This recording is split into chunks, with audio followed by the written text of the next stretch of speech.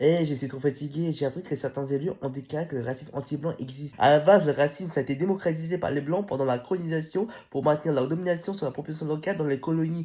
Et maintenant, ils veulent se l'approprier parce que c'est devenu à la mode. Ils ont confondu le racisme et la fashion week. La seule différence, c'est que le racisme touche beaucoup plus de monde. Une injure raciste, qu'elle soit publique ou non, est passible d'amende pouvant aller jusqu'à 45 000 euros. Et t'as les blancs, ils se sont dit, bah si les immigrés peuvent être victimes de racisme pour être rentables, bah nous aussi on peut le faire. Il y a des gens, ils se sont dit, il y a le racisme anti-noir, anti-arabe, anti-asiatique, anti-juif, anti-gay, etc.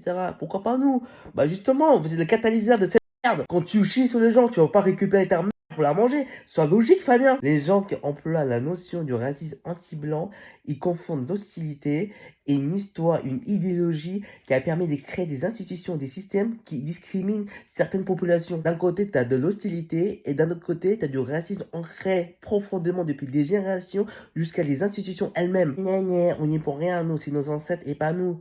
Bah, pour le Covid, nous aussi, on n'y était pour rien, mais ça n'a pas empêché de faire des amalgames. J'ai jamais vu un pangolin en me disant, mais c'est alléchant ce truc, on dit une botte avec un cochon avec un artichaut. Dans certains pays comme Vietnam, quand tu as un blanc, tu peux avoir de l'hostilité envers lui.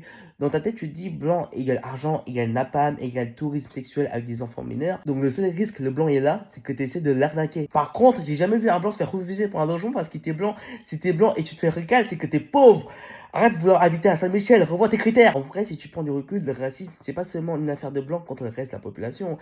La connerie n'a pas de frontières. La plupart des Chinois sont racistes des Noirs, des Sri Lankais des Indiens, des Argentins des Brésiliens, les Ouïghours n'en parlons pas. En Libye, un Noir coûte 700 euros et les Arabes avaient des escarpes noires avant la colonisation. De toute façon, on est tous racistes de quelqu'un. Il faut juste trouver le raciste zéro pour arrêter le cercle vertueux. En fait, derrière le racisme anti-blanc, il y a la peur du grand remplacement et du communautarisme. Donc attention quand on parle le mot racisme anti-blanc, c'est quand tu dis not all men.